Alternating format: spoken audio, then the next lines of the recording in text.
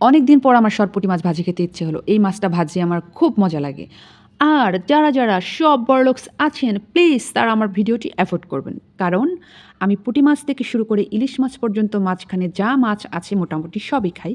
হাতে গোনা ২-১ টা মাছ বাদ দিয়ে। আমি ইলিশ মাছ ভাজি ছাড়াও খেতে পারি না এইরকম বড়লোকস কিন্তু আমি না। সরি।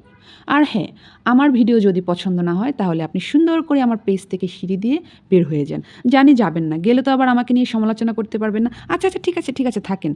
কিন্তু মানুষের সব কিছুকে পজিটিভভাবে দেখবেন। তাহলে দেখবেন নিজের মাইন্ডটাও ভালো লাগবে, আপনার মন মানসিকতারও বিশাল একটা পরিবর্তন আসবে।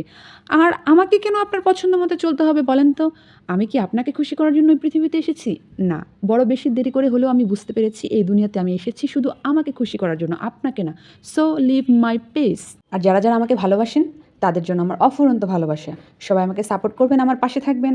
আর আমার ভিডিওটি যদি ভালো লাগে অবশ্যই লাইক, কমেন্ট, শেয়ার করবেন। থ্যাংক ইউ সবাইকে।